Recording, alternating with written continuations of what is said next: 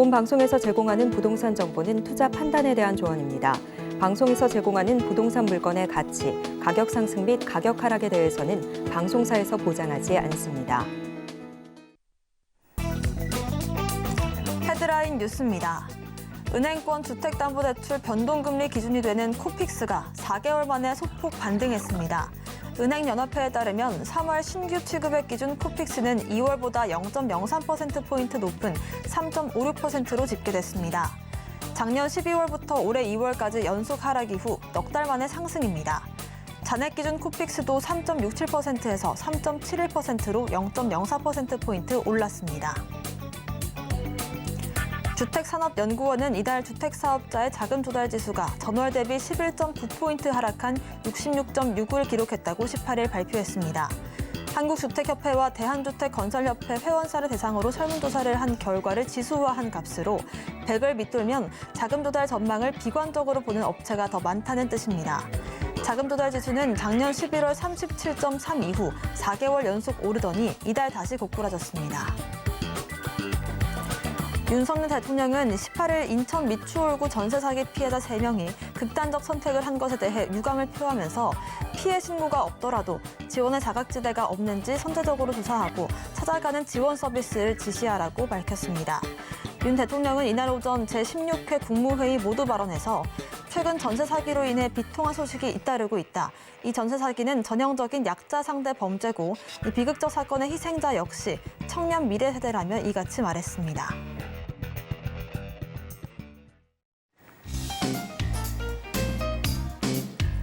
안녕하세요. 손에 잡히는 부동산 정보, 부동산 올인원 문다연입니다. 앞으로 자금난이 심화될 것이라고 보는 전문가들이 한 달 사이 크게 늘었습니다. 정부가 여러 가지 부동산 금융지원 정책을 펼치고는 있지만 주택시장의 침체가 이어지면서 미분양 물량 등이 계속해서 쌓이고 있기 때문으로 풀이가 되는데요. 오늘도 저희 부동산 올인원 함께 하시면서 슬기로운 투자 계획들 세워보시길 바라겠습니다. 또 부동산 관련된 궁금증 있으시다면 전화번호 02-3153-2668번, 무료 문자번호 013-3366-0110번으로 남겨주시길 바라겠습니다. 오늘 생방송은 서울경제TV를 유튜브에 검색하신 후 실시간 스트리밍으로 함께 하실 수가 있고요. 본 방송에서 드리는 정보는 전문가님들의 투자 조언일 뿐 부동산의 가치와 수익률 보장하지 않습니다. 또 서울경제TV와 서울경제신문 당사 브랜드입니다. 최근 당사를 사칭한 피해가 늘고 있으니 각별한 주의도 부탁드립니다. 그럼 지금부터 부동산 올인원 본격적으로 시작합니다.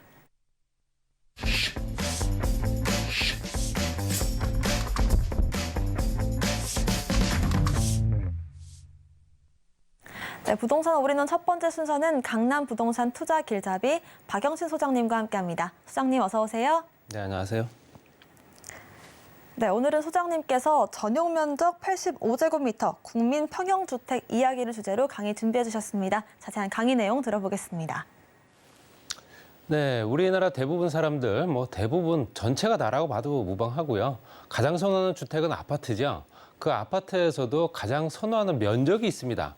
그 면적이 이제 국민주택 규모라고 해서 33평, 34평 요 면적을 가장 좋아하는데요.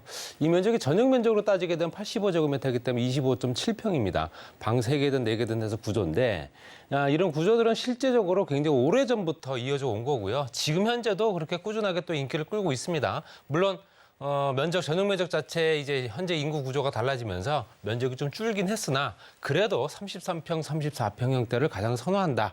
이렇게 보시면 될 것 같고요.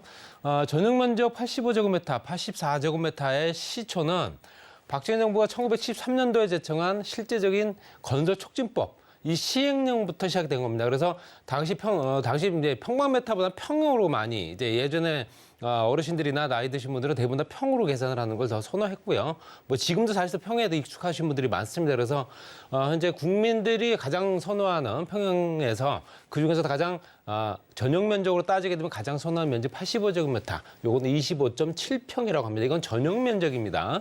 계약 면적이 아니고 그렇기 때문에 전용 면적 85제곱미터 같은 경우는 보통 우리가 분양을 받을 땐 계약 면적으로 해서 계약을 받겠죠. 요건 이제 33평이나 34평형 아파트다. 이렇게 되는 겁니다. 그렇기 때문에 이 면적을 가장 선호하는 거고요. 당시 1975년도 기준으로 봤을 때는 가구 원수가 보통 5.2명 정도 됐습니다. 근데 그 계산을 어떻게 했냐면 현재 당시 1인당 적정 면적을 5평으로 봤기 때문에 당연히 25.7평 정도면 5명이 거주하는데 그렇게 크게 무리가 없다라는 공간으로 계산을 했기 때문에 전용 면적이 85제곱미터가 나온 거고요. 그러니까 전용 면적 85제곱미터는 아파트 면적이 표준과 같은 수치가 된 겁니다. 그래서 실제적인 분양사들이나 아니면 건설사들 중에서도 가장 중심이 되는 면적이다 보니까 그 면적의 호실들, 특히 이제 면적 따졌을 때 현재 구조 또는 구조뿐만 아니라 이제 호실을 더욱더 많이 배정을 하는 게 당연히 이제 85제곱미터인데 이거는 소형과 중대형의 기준으로 국민주택 규모라고 이제 얘기가 되는 거고요. 법정 도량형이 통일되기 전에 2007년도까지는 25.7평이었으나 이제는 85제곱미터다 이렇게 얘기를 합니다. 그래서 80년대 기준 전용 면적 85제곱미터는 중대형에 가까운 면적이었습니다. 지금 현재 40평, 50평, 60평 뭐 그 이상 되는 면적도 있지만 실제적으로는 이게 중대형에 가까운 면적이었고 우리 현재 1년 정도 통계를 봤을 때 민간에 공급하는 면적 중에서 거의 90% 정도는 전용 면적이 85제곱미터입니다. 그렇기 때문에 당연히 국민들이 선호할 수밖에 없는 면적이다라는 내용이고요. 그럼 면적을 한번 따져보겠습니다. 이건 지난 시간에도 제가 말씀드렸는데 전체적으로 아파트가 구조가 있다 치면은 면적을 얘기하는 그 기준 좀 불려지는 단위가 좀 다릅니다. 그랬을 때 전용 면적이 있고요, 공급 면적이 있고 또 주거 공용 면적이 있고 계약 면적이 있고 서비스 면적이 있고 기타 공용 면적이 있습니다. 이 모든 것들을 합쳐서 실제적으로 우리가 분양을 받을 때는 현재 말씀드렸던 이 모든 면적을 합친 공급 면적과 기타 공용 면적을 다 합친 면적이 계약 면적입니다. 그래서 말씀드린 대로 만약에 이게 25.7평, 33평형이다 따랐을 때는 계약 면적은 33평형이 되는 거고요. 그리고 전용 면적은 말 그대로 내가 사용하는 공간입니다. 내가 거주했을 때 실제로 쓸 수 있는 공간, 방과 거실, 주방, 화장실 이 면적을 다 더하는 거고요. 서비스 면적도 포함된다. 발코니 면적도 포함된다라고 얘기하시면 될 것 같고요. 그랬을 때 우리가 또 공급 면적이라고 얘기하는 거는 주거 공용 면적이 따로 있습니다. 주거 공용은 주거 공간 안에서 같이 쓸 수 있는 면적을 주거 공용 면적이라고 그러고요. 주거 바깥쪽으로 해서 기타 실제적으로 관리사무소라든가 노인정 등 이런 면적을 더한 걸 기타 공용 면적으로 합니다. 그러니까 건물 내부에 있는 거는 주거 공용, 건물 바깥쪽에 있는 건 기타 공용 이렇게 된다 보시면 될 것 같고요. 그래서 주거 공용 면적과 전용 면적을 합치게 되면 공급 면적이 되는 거고 거기에 서비스 면적까지 같이 들어가는 거고요. 계약 면적으로 계약을 하고 실제로 내가 사용하는 거는 전용 면적을 사용한다. 이렇게 보시면 될 것 같습니다. 그래서 이런 구조가 지금까지도 이어져 오고 있는 거고요. 다소 헷갈릴 수는 있으나 대부분 다 이제 전용 면적이 얼마다, 계약 면적이 얼마다 이 두 가지만 알고 계시면 될 것 같고 나머지 주거 공용, 기타 공용 같은 경우는 어차피 계약서 상에나 아니면 도면상에나 나와 있는 면적이기 때문에 사실상 중요하지 않다 말씀드리고 싶고요. 국민주택의 규모를 봤을 때 그럼 연도별로 봤을 때 평면도가 어떻게 됐느냐. 우리가 90년대 지어져 있던 아파트들이 대부분 다 재건축을 앞두고 아파트들입니다. 그런 아파트 구조가 대부분 다 이렇습니다. 아실 겁니다. 그래서 실제로 투베이 구조고요. 거실과 침실, 현재 발코니 쪽으로 해서 현재 거실과 침실을 나란히 배열을 하는 걸 투베이라고 해서 대부분 다 투베이 구조로 해서 오래된 아파트 구조들이 대부분 다 이렇습니다. 그래서 현재 전체적으로 봤을 때도 현재 좀 단순하게 건축이 된 걸 보실 수 있고요. 근데 2000년대 들어서면서 조금 달라지죠. 25.7평이라 하더라도 3베이 구조로 갑니다. 침실과 거실, 침실. 세 개죠. 그러니까 현재 실질적으로 현재 발코니, 현재 햇살을 바라보거나 아니면 바깥쪽 외부를 바라보는 공간 중에서도 침실과 거실과 침실이 나란히 배열된 거, 거의 침실이 또 하나 있을 수 있고요. 거기에는 말씀드린 화장실은 다 두 개가 배열되어 있습니다. 그리고 발코니가 바깥쪽으로 들어가 있고 안쪽으로 들어가 있고 이런 형태로 가는 게 2000년대 현재 많이 지어졌던 건축 국민주택 규모고요. 그 다음에 이제 2010년도로 들어가게 되면 현재 서울 중심권이라든가 서울 지역 같은 경우는 대부분 다 대지들이 협소한 지역들이 많습니다. 그렇기 때문에 당연히 타워형으로 짓습니다. 타워형으로 지어서 요즘에 건축 보시게 되면 아파트인데도 불구하고 좀 동글동글하게 타워 형태로 올라간 아파트들을 많이 보실 수 있는데요. 그런 것들이 대부분 다 이런 형태로 지어집니다. 침실과 거실, 침실에서 현재 실제 거실을 굉장히 넓게 쓴다 보시면 될 것 같고요. 도심지의 협소한 토지를 대부분 다 활용하는 구조들이 이렇습니다. 이거는 현재도 이렇게 지어지고 있다 보시면 될 것 같고요. 또 현재 실제적으로는 모든 국민들이 가장 선호하는 건 판상형 구조입니다. 판상형 구조가 포베이 구조인데요. 실제로 침실이 나란히 두 개가 붙어 있고 거실과 침실 이렇게 네 개 구조가 나란히 연결돼 있는 구조에 거기에는 실제로 발코니뿐만 아니라 알파룸이라든가 드레스룸이라든가 우리가 예전에 보지 못했던 그런 공간들도 많이 만들어내서 기타 면적들을 더 활용할 수 있게끔 만들어주는 그런 형태로 실제로 국민들이 굉장히 선호할 수밖에 없는 구조. 면적 자체가 현재 발코니를 대부분 다 확장하기 때문에 전용 면적을 굉장히 넓게 쓸 수 있습니다. 그렇기 때문에 대부분 다 내가 쓰는 면적보다 더 크게 느껴지는 그런 형태로 가기 때문에 더욱더 선호할 수밖에 없다. 이렇게 말씀드릴 수 있고요. 그러면 우리가 얘기하는 베이가 뭐냐 이걸 좀 설명을 좀 드려야 될 것 같은데 베이는 건물의 기둥과 기둥 사이에 있는 실제로 햇빛이 들어오는 공간을 얘기합니다. 우리가 생각했을 때 건물이 이렇게 네모나게 지어져 있다면은 건물의 기둥은 꼭지점에 들어가 있다라고 계산하시면 될 것 같고요. 거기에는 발코니가 있을 테고요. 그리고 거실과 침실, 현재 두 개 구조로 나눠져 있는 거를 이건 투베이다 얘기하는 거고요. 쓰리베이 같은 경우는 말씀드린 대로 현재 발코니가 바깥쪽으로 현재 배열이 되어 있고 거기에 침실과 거실, 침실 이렇게 세 개의 구조로 나눠져 있는 거를 이제 3베이로 갑니다. 그래도 당연히 3베이 구조를 굉장히 더 선호할 수밖에 없는 대부분 다 거실과 침실들이 현재 향이 좋다면은 거의 이제 햇빛을 받아볼 수 있는 공간들이 되기 때문에 굉장히 좋긴 하지만 침실 공간 같은 경우는 실제로 햇빛이 들어오는 걸 또 싫어하시는 분들도 있습니다. 그래서 당연히 바깥쪽에다가 안쪽에다가 침실을 하나 더 배열을 했다라고 얘기할 수 있고요. 거기에 이제 포베이가 있죠. 이건 4개겠죠. 말씀드린 침실이 2개가 나란히 붙어 있고 거실과 침실 이렇게 나눠져 있는데 발코니가 일직선으로 쭉 뻗어 있습니다.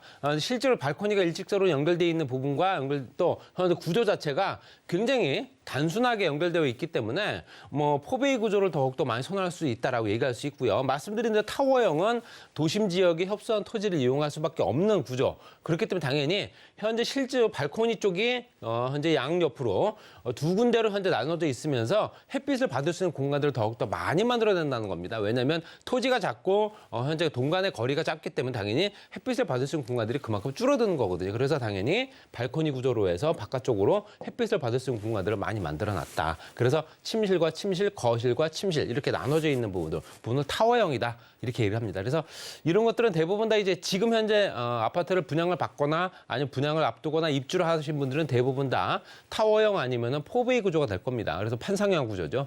판상형 구조를 굉장히 선호하기 때문에 이런 구조들도 한번 꼼꼼히 한번 따져보시고 분양 시장을 한번 보실 필요 있습니다.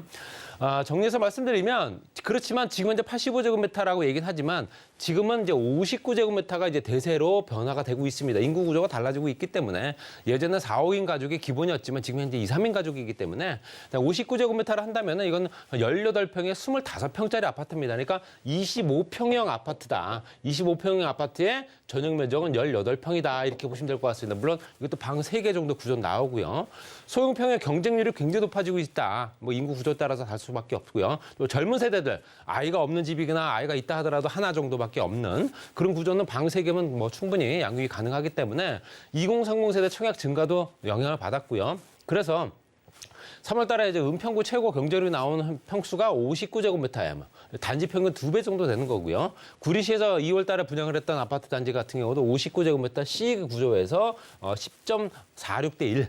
그렇기 때문에 당연히 경쟁력이 높다는 얘기는 그만큼 이제는 59제곱미터로 변화가 되고 있다는 얘기고요. 앞으로 더욱더 그 면적이 축소되는 부분은 더욱더 심화될 수 있다는 얘기입니다. 그래서 또 현재 실제적으로 이런 형태로 변화가 되고 있기 때문에 정부에서도 현재 국민주택 생애 최초 특별 공급을 이제 소형 평수를 25%대까지 확대를 하고 또 생애 최초 특별 공급이 없었던 민영주택에도 최대 20%까지 물량을 늘리겠다.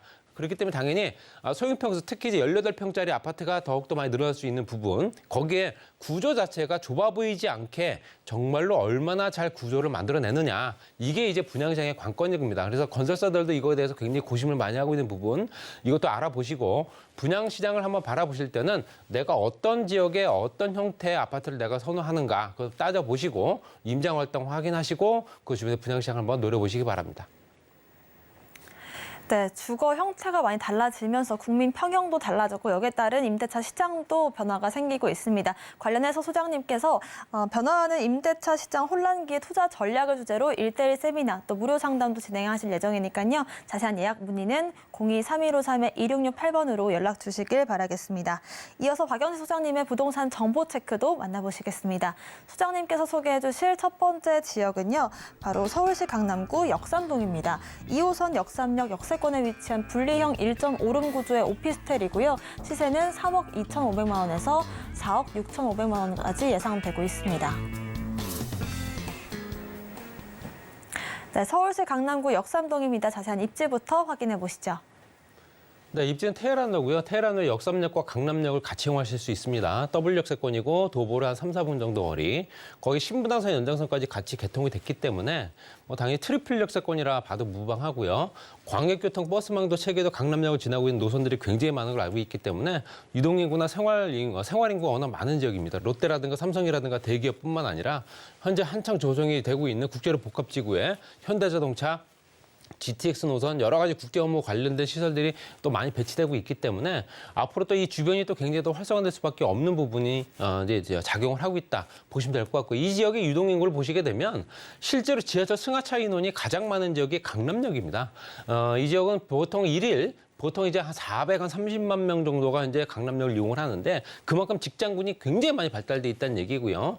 잠실역도 있고 그렇지만 실제로 강남역이 가장 인구 구성 봤을 때 유동인구 가장 많은 지역이고 시간대 봤을 때 당연히 전체적으로 아침 시간대부터 저녁 시간대까지 유동인구가 굉장히 많은 걸 보실 수 있습니다. 그렇기 때문에 당연히 이거는 아침 6시부터 저녁 9시까지 그만큼 유동인구가 많이 분포가 되는 지역이다 보니까 주변의 상권이라든가 기본적인 부동산 가격 자체가 워낙 비쌀 수밖에 없는 지역이다. 이렇게 말씀드릴 수 있고요. 또 주변의 기업체들을 보게 되더라도 이제 IT 기업이라든가 엔터테인먼트 기업들이 워낙 많다. 당연히 젊은 2030 세대들이 그만큼 더욱더 많이 포진할 수밖에 없는 거고요. 또 젊은 직장인들 중에서도 여성 직장인들이 많다 보니까 1.5룸이라든가 원룸 정도의 깨끗한 구조의 오피스텔도 굉장히 선호하면 주차 공간도 굉장히 좋기 때문에 당연히 이런 것들을 많이 선호하면서 오피스텔들이 인기들이 그만큼 끊이지 않고 있는 지역이다 보시면 될 것 같습니다. 또 강남의 권역별 개발 상황을 보더라도 가장 메인이죠. 중심권역이고 가장 짙은 색깔 구간이 현재 강남 업무지구. 그 업무지구 확장되고 있죠. 약간 연한 회색깔 부분이 이제 잠실역부터 서초역까지 확장이 되면서 그 주변이 굉장히 업무 지역으로 더욱더 많이 활성화되고 있는 지역이다. 서초 지역 같은 경우는 옛 정보사 부지가 이제 개발되고 있으면서 그 주변에 이제 자산운용이라든가 신한금융, 또 블록체인, 빅데이터, 4차 산업혁명의 클러스터를 만들겠다라는 부분이고요. 롯데칠성과 코오롱 부지는 당연히 현재 강남역에 포진하고 있기 때문에 삼성도 있고요. 그 주변에 국제업무 상업 복합 중심지로 개발하겠다. 또 거기에 삼성역 주변에는 아시다시피 국제로 복합지구가 만들어지면서 현재 현대산업개발뿐만 아니라 현재 국제업무지구 스포츠 문화시설이라든가 이것들을 같이 만들어내고 있고요. 경부고속도로 지하계약을 통해서 또 그 주변의 교통여건도 개선되고 GTX 노선과 연결되면서 광역교통망 체계가 완성되는 지역이다 보시면 될 것 같습니다. 그래서 강남과 역삼, 선릉, 삼성 같은 경우를 벤처산업벨트로 묶어서 가장 메인 중심으로 만들어놨다. 붉은 색깔로 표시된 부분이 가장 메인이고 상권이 많이 집중되어 있는 지역입니다. 그래서 신사 노년부터 강남 국제업무부 양재까지 양재 R&D 연결되겠죠. 거기에 수서부터 연결되어 있는 현재 의료 R&D라든가 영동대로 축으로 압구정 로데와 한류관광 이렇게 권역별로 해서 나누어서 벨트별로 개발 사업이 진행되고 있다라고 보시면 될 것 같습니다. 또 현재 GTX 노선 같은 경우는 현재 2호선 삼성역부터 해서 KTX 통합 북부 연장이라든가 GTX A 노선, C 노선 이게 같이 만들어지죠. 그러면서 이 주변이 또 지상 구간 같은 경우는 5개 구간으로 나누어서 현재 개발을 하면서 국제 업무와 상업, 현재 국제 회의까지 같이 진행될 수 있는 여건으로 만들어내고 지하 공간 같은 경우는 지하 6층까지 개발을 해서 GTX 노선 각 층마다 실제로 공공상업시구라든가 아니면은 현재 중앙버스 정류장부터 해서 현재 GTX 승강장, 위례신사 승강장까지 같이 만들어내면서 이 주변이 인구 구성들이 유동인구가 워낙 많아질 겁니다. 일일 유동인구가 거의 60만 명 이상을 보기 때문에 단위 주변의 상권대 대응 굉장히 더 확대될 수밖에 없다라고 말씀드릴 수 있고요. 좀 전에 보여드렸던 업무지구, 현재 실질적으로 삼성역부터 강남역까지가 가장 메인인데 이 주변에는 용적률 자체가 높아지고 있는 상황입니다. 기존에 있는 용적률보다 더 높게 만들어서 이 주변의 업무지구 활성화시킬 수 있는 어떤 촉진제를 역할을 해주겠다라는 내용이 들어가 있다 보시면 될 것 같습니다. 전철역과 가까운 초역세권이고요. 3억 2,500만 원부터 4억 6,500만 원까지 임대금액은 2억 8천만 원부터 4억 4억 원 정도, 투자 금액이 4,500에서 6,500만 원 정도 소요됩니다. 임대금 2천만 원 보증월 110에서 140만 원 정도고요. 대출 가능 금액을 2억 2천만 원에서 3억 2천만 원 보게 되면 투자 금액은 8,500에서 1억 2,500만 원 정도 소요된다. 주택수에 포함이 되지 않습니다. 뭐 요즘에는 사실상 규제가 많이 풀렸기 때문에 그렇게 영향을 받지는 않지만 테러는 직장 밀집 지역이나 임차 수요, 수익률이 높기 때문에 당연히 여러 개 보유하면서 또 수익률 또 보장받으면 노후 생활도 보장되고요. 토지 가격이 당연히 상업지이기 때문에 오를 수밖에 없죠. 시세 차이까지 발생할 수 있는 여건이기 때문에 한번 노려보시기 바랍니다. 네, 이렇게 강남구 역삼동의 투자 전략까지 확인해봤습니다. 이어서 두 번째 정보 체크도 만나보시죠.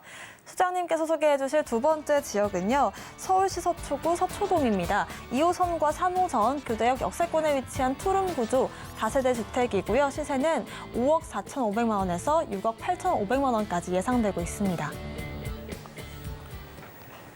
네, 이번엔 서울시 서초구 서초동입니다. 자세한 입지부터 알아보겠습니다. 네, 고급스러운 주택가 안에 있는 신축 다세대 주택이고요. 투룸 구조에 테라스까지 별도로 있는 구조입니다. 전체적으로 보시게 되면 강남대로와 연결된 부분에 경부속도로 지하사업에 연결된 가장 큰 영향을 받을 수 있는 지역이죠. 서초IC와 가깝기 때문에 당연히 그 주변에 또 교통 여건이라든가 주변 상권이 굉장히 많이 커지는 지역이고, 왼쪽 편으로 봤을 때 롯데라든가 아니면 위로 봤을 때 강남역과 또 연결된 또 서초우성 무지개 신동아 재건축이라든가, 그다음에 현재 왼쪽 봤을 때 정보사 부지 개발을 통해서 주변이 또 활성화되고 있는 부분, 같이 연결되면서 이제 테헤란과 또 서초역까지 또 연결되어 있는 부분이기 때문에 당연히 그거에 따라 영향을 많이 받는 직장 구성들이 좋아질 수밖에 없는 지역이고요. 또 서초구면 R&C 단지라든가 그 주변에는 업무와 관련된 복합 단지가 또 만들어지고 있고, 남부 터미널도 워낙 오래됐기 때문에 복합 사업이 또 진행되고 있습니다. 그래서 이런 것들이 빨리빨리 이어지게 되면 주변이 굉장히 크게 영향을 받을 수밖에 없다라고 말씀드릴 수 있고요. 전체적으로 봤을 때는 이 주변에 또 학군도 좋습니다. 학군은 워낙 좋은 지역이다 보니까 보시게 되면 이제 노란색으로 표시된 부분이 이제 전체적으로 학군인데요. 서울 실제로 서초중학교부터 서울고등학교, 상문고등학교, 그다음에 이제 서울교육대학교를 중심으로 해서 서초고등학교, 서운중학교부터 해서 초중고등학교가 거의 방금 1, 2km 안에 다 있습니다. 그렇기 때문에 당연히 이 주변에는 학군 수요들도 많이 몰릴 수밖에 없는 현재 8학군이다라고 말씀드릴 수 있고요. 그리고 이제 그 말씀드린 대로 현재 예술의 전당과 연결된 서초구에서 가장 크게 자랑하는 예술문화 공간이 예술의 전당인데요. 예술의 전당에서 문화지구로 연결되어 있는 부분은 세비성까지도 같이 연결시킵니다. 그래서 요즘에 센트럴시티라든가 아니면 서래마을과 연결시키고 또 클래식 페스티벌을 통해서 또 주변에 주변 상권, 특화된 상권을 또 만들 수 있는 조건이기 때문에 다양한 볼거리가 만들어질 수밖에 없는 지역이다 보시고요. 법조단지라든가 여러 가지 또 기타 시설들도 있기 때문에 당연히 인구 구성들 특히 유동인구가 많은 지역이다 이렇게 말씀드릴 수 있고요.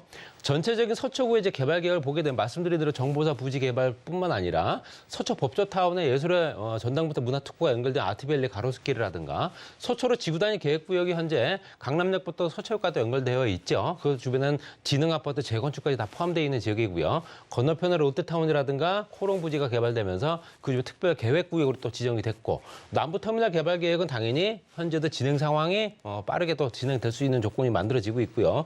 우면 R&D 지구단위 계획구역은 이미 조성이 돼서 한창 또 진행되고 있기 때문에 현재 연구원 단지뿐만 일반 기업체들까지 같이 연결된 지역, 동서남북으로 봤을 때 개발의 딱 중심에 들어가 있는 지역이다 이렇게 보실 수 있습니다. 또 롯데라든가 말씀드린 대로 코롱 같은 경우는 특별 계획구역으로 이미 지정이 됐고요. 서초로 지구단위 계획구역 안에 들어가 있으면서 이 주변에는 실제적으로 봤을 때는 현재 종상향을 또 이루어지고요. 역세권 활성화나 도시환경 정비, 또 판매, 업무, 문화, 기능, 복합개발 사업으로 진행되기 때문에 다양한 볼거리나 다양한 직종들이 또 많이 포진될 수밖에 없기 때문에 그 또한 굉장히 크게 영향을 많이 미칠 수 있다 말씀드릴 수 있고요. 남부터미널 복합개발 사업은 이미 현재 남부터미널에 이미 들어가 있는 부분입니다. 그래서 대형개발 프로젝트 안에 들어가 있고요. 그렇게 당연히 인근 지역뿐만 아니라 그 주변에는 현재 쇼핑몰, 영화관부터 터미널, 오피스 빌딩, 호텔까지 같이 만들어지려고 합니다. 굉장한 볼거리가 만들어질 겁니다. 또 현재 실제적으로 경부속도로 지하 사업이 예산이 이미 편성이 됐습니다. 남북 3축으로 해서 화성 서울까지 연결된 경부선 포함되어 있는 게 지하도로로 들어가 있기 때문에 당연히 경부속도로 지하 사업도 이제 탄력을 받아서 굉장히 크게 또 빠르게 진행될 수 있는 조건, 서초YC하고 굉장히 가깝다 또 말씀드릴 수 있습니다. 가격은 5억 4,500만 원부터 6억 8,500만 원까지 테라스 또 별도에 있는 공간도 있습니다. 4억 9,500만 원부터 6억 2,500만 원 정도 전세, 또 5천만 원에서 6천만 원 정도 소요되는 투자 금액, 거기 임대 금액이 3천만 원 보증금 월 120에서 150만 원 정도, 대출 가능 금액을 2억 1천만 원에서 2억 7천만 5천만 원 잡게 되면 3억 5백에서 3억 8,500만 원 정도 소요되는 물건이다 보시면 될 것 같고요. 서초동 고급 주택가이기 때문에 환경 자체가 워낙 좋고 또 현재 워낙 고가에 있는 아파트 단지가 많기 때문에 저가로 매입할 수 있고 자녀에게 또 증여할 수 있는 여건이 됩니다. 8학군 수요라든가 개발 호재, 시소성 높은 부지에 보유와 거주를 통해서 탁월한 재테크까지 가능한 물건이기 때문에 한번 노려보시기 바랍니다. 네, 이렇게 서초구, 서초동 소개까지 들어봤습니다. 이어서 소장님의 세미나 안내도 해드리겠습니다. 임대차 시장 혼란기의 투자 전략을 주제로 1:1 상담과 무료 세미나 진행하시는데요. 자세한 예약 문의는 02-3153-2668번 통해서 주시길 바라겠습니다. 오늘 부동산 정보 체크 함께 해주신 박영신 소장님과는 여기서 인사드리겠습니다. 고맙습니다. 네, 오늘 소개해드린 부동산 정보 체크는 네이버 TV, 센TV 부동산 사람들 통해서 다시 보실 수가 있습니다. 저희는 박영신 소장님의 부동산 정보 체크 화면으로 정리해 보겠습니다.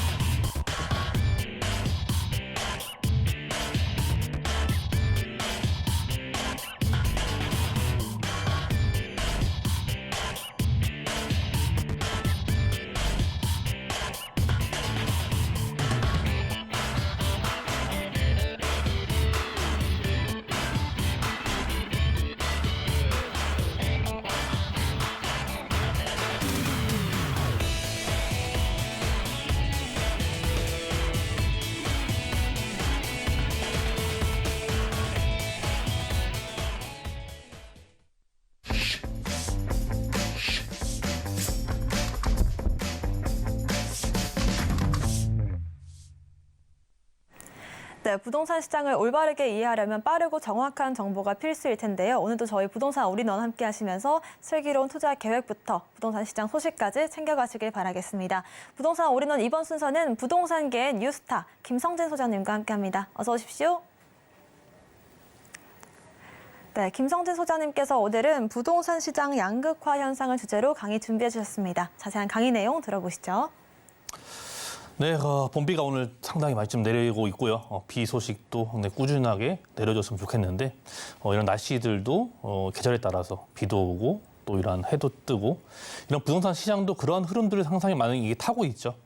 예전부터 말씀드리겠지만 이런 양극화 현상은 계속 도시화가 되고 있고 도시화가 계속 진행이 되면서 사람들은 그쪽 몰리는 쪽으로만 상당히 많은 사람들이 몰리고 있죠. 그것이 자산이건 토지건 토지의 이용이건 또 이러한 자본시장이건 그런 것들이 항상 이 사람들이 모이는 곳에 또 어떤 것들이 상당히 많이 형성이 되기 때문에 우리가 예전부터 오렌지족이나 X세대, Z세대, 요즘 들어오는 MZ세대까지 이러한 젊은 층들 부분들이 그러한 압박감과 불안감으로 인해서 새로운 주택의 구매에 상당히 많이 나서고 있으면서 요즘에는 이제 조정시장이 많이 겪고 나면서 이러한 MZ세대들의 많은 이러한 매수세가 늘어나고 있다는 점을 말씀드리면서 이 부동산 양극화 현상이 지금 속도가 너무나 빠르고 진행이 되고 있기 때문에 내 주변에 봤을 때는 나는 주변에 그런 사람이 없는 것 같은데 그게 무슨 소리냐라고 할 수도 있어요. 하지만 주변에서는 결국 데이터상이나 시가가 신고나 거래가 계속 되고 있기 때문에 그런 데이터로 누적을 통해서 이러한 계획적인 또 발표를 해드리는 걸로 말씀을 드릴 수 있을 것 같아요. 자, 2030 세대 부동산 매수세가 증가가 되고 있다는 부분을 또 보여드리고 있고 예전에 20년도 초반 같은 경우 영끌족 이런 것들이 상당히 많이 있었죠. 그러한 부분들이 다시 또 한번 불을 지피면서 최근에는 이제 바닥세를 찍고서 많은 반등을 보여주고 있고요. 여기에 즉 이제 30대, 20대 부분들이 매수세가 증가된 데이터가 상당히 눈에 띄는 부분들로 보여줄 수 있을 것 같고요. 또 매수 현황 자체가 31.4% 거의 3분의 1 수준이기 때문에 과연 내 주변에서는 과연 어떤 일이 일어나고 있는지 이러한 데이터를 통해서 확실히 말해줄 수 있는 것 같고요. 생애 최초 집합 건물이죠. 즉 아파트나 이런 집합 건물, 공동주택을 의미하는데 매수가 67%가 상당히 늘어난 것을 보여주고 있고 또 그러에 따라서 부동산 대출 규제가 완화가 됐었죠. 특례 보금자리론이나 또 주담대 대출도 이율 자체가 상당히 안정세를 현재 만들어주고 있기 때문에 그런 것들을 통해서 상당히 투자나 또 매수세에 상당히 영향력이 있는 것 같고요. 특례 보금자리론 자체도 이제 60% 정도가 소진이 됐기 때문에 올해 12월까지 또 기금을 늘려서 추가적으로 진행을 한다는 부분이 있기 때문에 특례 보금자리론도 꼭 한번 체크해 보셔야 된다는 것 보여주고 있고요. 또 집값 급락 지역 중심으로 매수가 증가되고 있습니다. 결국에는 뭐 세종이나 또 경기도의 일부 지역들, 뭐 수원, 또 이런 용인, 분당 이러한 인기 지역들 위주로서의 그간 조정을 받고서 반등을 보여주고 있기 때문에 급락 지역 위주로 매수세가 상당히 많이 눈에 띄게 늘어나고 있는 점도 상당히 보여주고 있고요. 내 집 마련을 위한 정부 정책도 활용할 수 있는 것들이죠. 특례 보금자리론이나 앞서 말씀드린 뭐 신혼부부의 특례 대출이나 그런 것들이 기타 상품들이 상당히 많이 있기 때문에 그런 것들을 통해서 접근하신 부분 말씀드릴 수 있을 것 같아요. 자, 올해 1분기죠. 1분기 전국 아파트 분양단지 60%가 미달이 됐다라는 부분이에요. 전국 기준이고 이러한 양극화 현상 자체가 왜 일어나는지 이러한 데이터에서 상당히 꾸준히 보여주고 있고요. 서울 지방 양극화가 심화되고 있다는 부분을 항상 또 염두에 두셔야 돼요. 지방들은 또 인구가 상당히 많이 급속도로 줄고 있고 기업들이 상당히 이전을 하는 그런 지역들은 기업들의 이전을 통해서 직장 인구가 상당히 많이 줄어들고 또 이런 학군과 그에 따른 인프라 시설들도 함께 떠나기 때문에 이러한 양극화 현상이 가장 심해지는 부분을 보여드리고 있고요. 청약 시장 또한 양극화가 상당히 또 심하게 되고 있습니다. 서울과 경남, 청약 경쟁률 모두 두 자릿수, 경북은 전무하다는 부분이죠. 지방권들은 이만큼 청약 경쟁률이나 미분양의 빈도수가 상당히 늘어나고 있는 부분인데 수도권과 인기 지역들, 서울 지역들, 그런 지역들은 여전히 아직 인기 지역들은 인기가 있는 모습을 상당히 보여주고 있고 그만큼 실수요층들이 그만큼 니즈가 있다라는 부분을 표현해주고 있습니다. 언제까지 서울만 챙길 건가? 그렇죠. 상당히 좀 심각한 부분이죠. 이런 것 때문에 이제 철도망이랄지 GTX나 또 이러한 교통망들, 도로 교통망들을 또 신설하고 3기 신도시를 상당히 또 짓고 있는 것들이고 인구 분산을 위해서 많은 것들을 노력을 하는데 결국은 부동산 양극화 자체는요. 충격은 지방이 상당히 많이 받을 수밖에 없다라는 부분을 체크해 드릴 수 있을 것 같아요. 자, 부동산 규제가 완화가 되면서 그런 영향을 통해서 서울 수도권은 상당히 회복세를 보여주고 있고요. 지방권은 여전히 냉각 수준을 보여주고 있다는 것이 상당히 좀 위험한 부분이고요. 또한 또 지방권의 청약 경쟁률이 없는 곳들도 이번에 공급들이 상당히 많이 늘어나면서 더욱더 냉각되고 있는 분위기가 상당히 좀 심오하게 받아들이는 부분이고요. 아파트 입주율 또한 서울과 인천, 경기 지역들은 상승이 되고 있는데 강원과 충청, 전라도, 경상도 부분은 상당히 많은 내림폭을 보였다는 부분도 체크해드리고 있고요. 수도권 급매물 소진 등에 대해서 거래량이 증가 추세라는 부분을 앞서 말씀드렸지만 상당히 데이터가 고무적으로 나오고 있기 때문에 반등 추세를 보이고 있다는 점, 그만큼 수도권과 경기권, 우리나라 수도권에 많은 인구가 상당히 많이 포진되어 있지만 그만큼 이 도심권 자체가 앞으로 많은 사람들이 유입이 되면서 이 도심이 더욱더 커지고 교통편이 좋아지고 사람들이 그만큼 많이 살기 때문에 직장군과 또 인프라 시설이 그러한 혜택들을 통해서 세금적인 부분도 있겠지만 그러한 혜택들을 많이 늘려줘야 그 집안의 많은 생활권들이 좋아질 수밖에 없기 때문에 지방권에 있는 이에서 이사를 하시는 분들이 상당히 인구의 이동이 상당히 가파르게 진행이 되고 있다는 부분을 말씀드리고 있습니다. 분양 시장도 양극화가 심화되고 있습니다. 그렇기 때문에 영등포 디그니티나 198대 1을 기록했을 만큼 그만큼 인기 지역들은 서울의 주요 도심권들은 상당히 아직도 인기가 넘쳐나고 있는 것을 보여주고 있다는 점까지 말씀을 드리고 있고요. 자, 규제 지역이 해제가 됐고 전매 제한이 축소가 됐습니다. 다주택자의 세금도 완화가 됐죠. 무주택자의 대출 규제가 완화가 됐고 각종 규제들이 상당히 많이 완화가 되고 있기 때문에 현재 시장은 좋아지고 있는 것이 상당히 분별하게 보여주고 있고 그렇기 때문에 이러한 양극화 현상들 또 주택을 소유하거나 소유하지 않은 부분들에 이렇게 갈라서는 부분들이 상당히 극심하게 차이가 나고 있다. 그 속도가 상당히 빠르다는 것이 염두가 된다는 부분이고요. 중도금 대출 분양가 상한 규준 및 또 대출 보증 한도 자체가 규정이 폐지가 되면서 이렇게 은행권을 이용해서 내 집 마련할 수 있는 그러한 혜택들도 많이 늘어나고 있고요. 고가 주택이 많은 인기 지역으로 수요 쏠림 현상이 확산이 되고 있습니다. 서울의 주요 3도심이나 또 인기 지역, 학구이 좋은 지역들, 아이 키우기 좋은 동네 그런 지역들은 여전히 인구들이 꾸준히 증가하고 있는 모습도 눈에 띄게 보여주고 있고요. 서울 집값 상승, 지방 집값 하락하는 이 초양극화 현상이 예전에는 속도가 상당히 좀 더뎠는데 요즘에는 속도가 너무 빠르게 진행되고 있다는 부분이 우려가 되기 때문에 부동산 시장 또한 이러한 양극화 현상, 인구 이동의 양극화, 부동산의 양극화도 상당히 우려스럽다는 부분을 말씀드리면서 도심권과 또 이런 수도권 또 비교할 수 있는 결국은 입지이기 때문에 우리 투자자 입장에서도 입지를 종합적인 점수를 판단하시는 게 부동산 양극화 현상에서 살아남는 방법이 아닐까 싶습니다. 오늘 이렇게 정리하도록 하겠습니다. 네, 부동산 시장의 양극화가 나오고 있는 원인부터 어떻게 해결해 나갈 것인지까지 짚어주셨습니다. 이어서 김성진 소장님께서 세미나도 진행해 주시는데요. 부동산 고수들의 현 시점 투자법을 주제로 무료 세미나 진행해 주신다고 하니까요. 자세한 예약 문의는 02-3153-2668번 통해서 주시길 바라겠습니다. 이어서 부동산 정보 체크도 확인해 보겠습니다. 김성진 소장님께서 소개해 주실 첫 번째 지역부터 만나보겠습니다. 첫 번째 지역은요. 바로 서울시 강동구 고덕동입니다. 9호선 센터공원역 역세권에 위치한 3룸 구조의 다세대 주택이고요. 시세는 5억 3천만 원에서 5억 4천만 원까지 예상되고 있습니다. 네, 강동구 고덕동 자세한 입지부터 확인해 보겠습니다. 그렇죠. 강동구 고덕동입니다. 강동구라고 하면은 이제 강남 3구 바로 이쪽에 붙어 있는 강남 4구로 많이 불리우는 지역인데 강남 3구의 배우 수요가 상당히 많이 밀집해 있고 거주 인구를 하고 있는 곳이기도 하죠. 그만큼 강남 3구 안에 서초, 강남, 송파 이런 지역들의 재건축과 또 재개발을 알아보고 있는 그런 분들은 그 지역 자체의 투자 비용 자체가 상당히 높기 때문에 그 주변 배후 지역들을 상당히 많이 알아보시는 분들이 많이 있으실 것 같아요. 이 강동구 자체도 그만큼 배후 수요가 충족이 되기 때문에 강남의 배후 수요, 강남의 4구로 불릴 수 있는 지역적인 특징을 좀 상당히 갖고 있고요. 그렇기 때문에 이 9호선의 연장 사업을 통해서 강동구, 고덕동까지 위치할 수 있는 연장 사업을 통해서 앞으로 9호선이 초역세권으로 생겨난다는 지역이고요.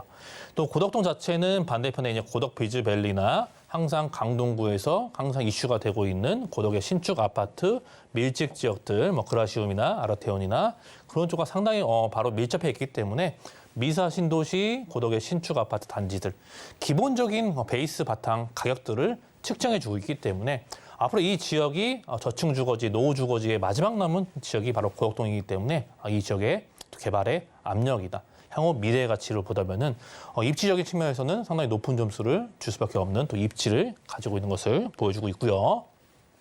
자, 강동구 고덕동은요 한강변을 끼고 있죠. 수도권 제1순환 고속도로랄지 서울 세종 고속도로나 올림픽대로 강변북로 한강 라인을 따라서 이러한 라인들이 형성이 되어져 있고요.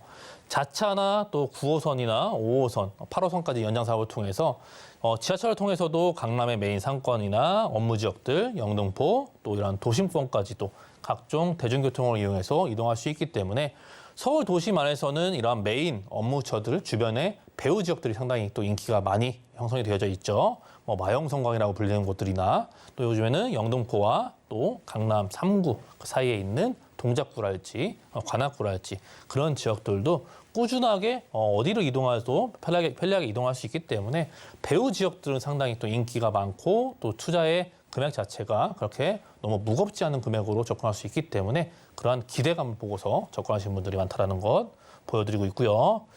자, 9호선이 연장이 되면서 센터공원역이 확장이 되고 있죠. 고덕 2-2지구 자체가 바로 역세권 코앞에 바로 위치해 있기 때문에 이런 저층 주거지가 이제 서울시에서도 얼마 남지 않았죠.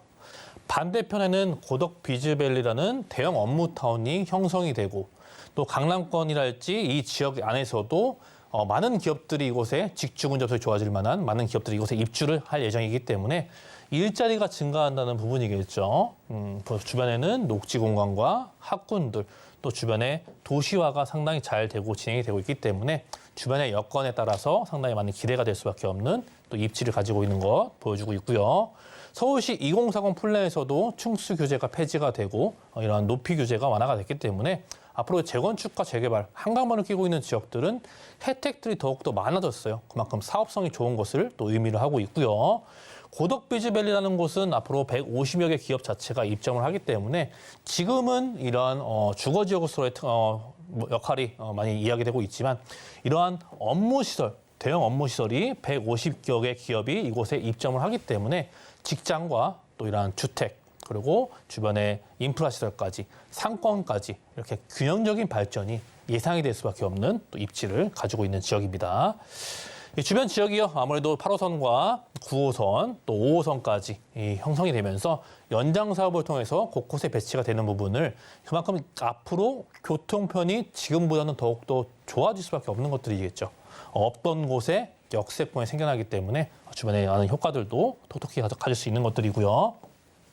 또 고덕동 바로 옆으로는 이제 서울 세종 제2 경부 고속도로가 뚫고 지나가기 때문에 이런 고속도로망의 개발 소식도 막대한 투자비가 이곳에 또 투자가 되고 내 집 주변에 대형 IC 고속도로망이 주변에 바로 이용할 수 있기 때문에 지방권의 이용성도 상당히 탁월하게 이용이 되고 있고 결국엔 세종까지 연결이 되는 것이기 때문에 수도권의 바운더리가 점점 더 커지는 모습을 보여주고 있는 것을 의미하는 바이기도 하죠. 자, 중요한 금액이죠. 3룸 형태의 주택이고요. 5억 3천만 원에서 5억 4천만 원에 현재 가격대가 형성되어 있고 이런 전세 시세 자체가 노후도된 지역이기 때문에 충분히 좀 어느 정도 낮은 부분은 감안하신다면은 2억 원대 중반이면은 투자할 수 있는 그런 금액대를 형성을 하고 있고요. 월세를 희망하신 분들은 보증금 3천만 원에서 월 한 120에서 130까지도 수익형으로도 접근할 수 있는 강동구 또 고덕동에 위치한 3룸 형태 주택으로 정리해드리겠습니다. 네, 고덕 비즈밸리 개발 호재가 있는 고덕동 지역 소개 들어봤고요. 이어서 두 번째 정보 체크도 만나보시죠. 김성진 소장님께서 소개해 주실 두 번째 지역, 서울시 은평구 녹번동입니다. 3호선과 6호선 이용할 수 있는 불광역 역세권에 위치한 투룸 구조 다세대 주택이고요. 시세는 4억 원에서 4억 1천만 원까지 예상되고 있습니다. 네, 은평구 녹번동입니다. 자세한 입지부터 확인해 보시죠. 서울 서부권의 대표적인 지역이죠. 마포 위쪽에 위치한 또 은평구고요. 은평구 자체는 마포와 간접해 있기 때문에 마포, 서대문구, 그리고 종로와 광화문, 도심권까지의 연결성이 탁월하게 위치하고 있는 지역이다 보니까 아무래도 거주 인구들이 상당히 많이 거주를 하고 있습니다. 이 지역 안에서도 상당히 많은 거주 인구들이 직장을 출퇴근이나 진행을 하고 있고요. 왼쪽에는 상암동 DMC나 마포의 메인 지역들, 또 3호선을 이용한다면은 종로와 광화문 권역 그리고 강남까지 한 번에 이동할 수 있기 때문에 이 지역이 거주 인구들이 상당히 많은 젊은 층들의 유입이 상당히 많이 늘어나고 있는 또 특장점을 보여주고 있는 은평구의 입지를 보여주고 있고요. 은평구는요, 불광역, 연신내역, 녹번역의 이런 새로운 역세권의 축을 많이 개발을 통해서 현재 많이 변신을 하고 있는 또 지역으로 볼 수 있고요. 이 불광역 주변에 불광역세권 개발도 있지만 이 녹번 2-2 구역 자체가 이제 앞으로 개발행위 제한이 걸렸기 때문에 역세권 또 이러한 구역 지정을 바로 코앞에 뒀다라는 것을 의미하는 바이기도 하고요. 그만큼 이 지역이 변신을 통해서 대형 아파트 단지화가 될 수 있는 바로 이제 꾸준히 진행되고 있는 모습을 보여주고 있고요. 위쪽으로는 이제 대조 1구역에 이런 재개발이 진행이 되고 있고 반대편에는 이제 미성 아파트의 재건축도 기다리고 있고 그 위쪽에는 바로 연신내역에 위치하고 있기 때문에 우리가 흔히 아는 GTX A 노선을 이용한다면은 강남권까지 무려 2정거장만 갈 수 있기 때문에 10분 안에 상당히 이동할 수 있는 그러한 역세권도 주변에 끼고 있다는 점이 가장 큰 메리트로 말씀드릴 수 있는 것 같아요.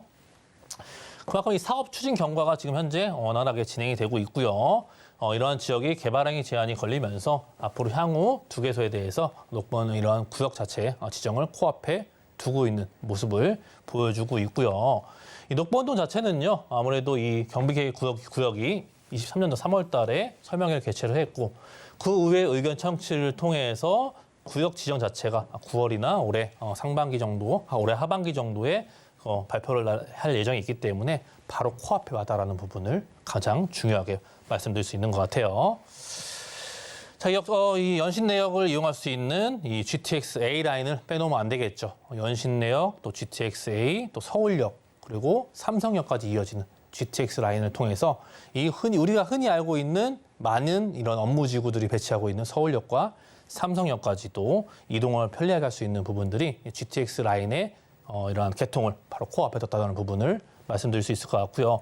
그만큼 연신 내 불광, 녹번역 라인들 자체가 향후 개발들이 상당히 많이 밀집해져 있다는 것이죠. 재건축도 기다리고 있고 재개발도 현재 진행 중에 있고 이러한 새로운 재개발을 통해서 또 많은 인구의 유입이 예상이 되기 때문에 주변에 이러한 불광 역세권 주변에 있는 지역분들은 또 이러한 혁신파크의 새로운 개발을 통해서 발표가 됐죠. 이 혁신파크 자체가 재건축을 통해서 고층화된 빌딩과 다양한 컨벤션 또 이렇게 새롭게 즐길 수 있는 서부권의 대형 규모의 메인 이러한 업무 시설로 변신이 되고 있는 모습을 보여주고 있고 그 주변 지역 소식들은 주변에 있는 거주하시는 분들은 좋은 소식에 틀림이 없음을 또 말씀을 드릴 수 있을 것 같고요. 현재 금액 자체가 상당히 중요하겠죠. 대지지분도 중요하겠지만 현재 4억 원에서 4억 1천만 원의 현재 금액대가 형성이 되고 있고요. 현재 전세 금액 자체가 2억 5천에서 2억 6천만 원 정도 수준에 현재 위치하고 있기 때문에 바로 이제 구역 지정 코앞에 둔 지역을 실투자 금액 1억 원대로 투자할 수 있는 그런 기본적인 매력적인 부분을 입지를 가지고 있는 부분이고요. 아무래도 임대 금액 자체도 중요하겠죠. 월세 수익형으로 접근하신 분들은 아무래도 장기간 바라봐야 되는 거기 때문에 보증금 한 2천만 원 정도 수준에서 월 한 100에서 110만 원까지도 충분히 가능한 지역이고 이 지역들은 앞으로 현재 거주 인구랄지 젊은 층의 이런 인구 수요가 상당히 증가를 하고 있고 거기에 덩달아서 녹번 2-2구역, 2-3지역의 재개발이 예정돼 있죠. 주변에 대조 1구역도 있고 그리고 미성 아파트에 또 재건축도 있고 개발들이 꾸준히 진행되고 있어요. 거기에 GTX 라인까지 들어오죠. 불광 역세권 개발을 통해서 혁신파크의 새로운 변신을 통해서 앞으로 좋아질 일만 더욱더 두둑히 남았기 때문에 이 지역의 더블 역세권과 함께 역세권 개발이 상당히 기대가 될 수밖에 없는 여건들을 충분히 가지고 있는 입지를 가지고 있고요. 또 강남까지 10분 거리의 아파트를 내가 내 손 안에 쥘 수 있는 그런 목적성을 갖고 장기간 투자를 하신다면은 더할 나위 없이 작은 투자 금액 대비해서 높은 효율을 낼 수 있는 그런 지역들이 바로 은평구가 아닐까라고 이렇게 정리할 수 있겠습니다. 네, 은평구 녹번동 3가지 투자 전략까지 짚어주셨고요. 이어서 세미나 소개도 해드리겠습니다. 김성진 소장님께서 부동산 고수들의 현 시점 투자법을 주제로 무료 세미나 진행해 주시는데요. 부동산 고수가 되고 싶다라고 생각을 하신다면 아래 나가고 있는 번호 통해서 연락 주시면 좋을 것 같습니다. 오늘 부동산 정보 체크 함께 해주신 김성진 소장님과는 여기서 인사드리겠습니다. 고맙습니다. 네, 오늘 소개해드린 부동산 정보 체크는 네이버 TV, 센TV 부동산 사람들 통해서 다시 보실 수가 있습니다. 저희는 김성진 소장님의 부동산 정보 체크 화면으로 정리해 보겠습니다.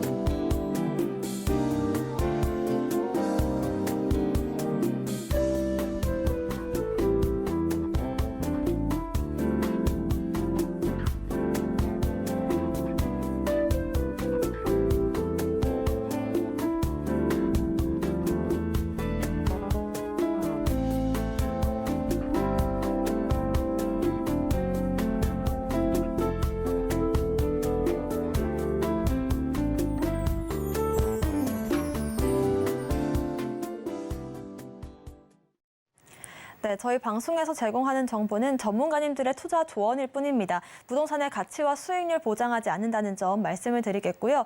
또 서울경제TV와 서울경제신문은 저희 브랜드입니다. 최근 서울경제증권TV와 서울경제TV 손실복구팀, 또 피해보상팀과 리스크관리팀 등 당사를 사칭한 피해가 늘고 있으니 각별한 주의도 부탁드리겠습니다. 또 오늘 방송은 서울경제TV 홈페이지, 네이버TV의 센TV 부동산 사람들 통해서 다시 보실 수가 있고요. 방송이 끝난 이후에도 부동산에 대한 궁금증이 있으시다라고 하신다면 전화번호 02-3153-2668번, 무료 문자번호 013-3366-0110번으로 남겨주시길 바라겠습니다. 오늘 저희가 준비한 소식은 여기까지입니다. 시청자 여러분 고맙습니다.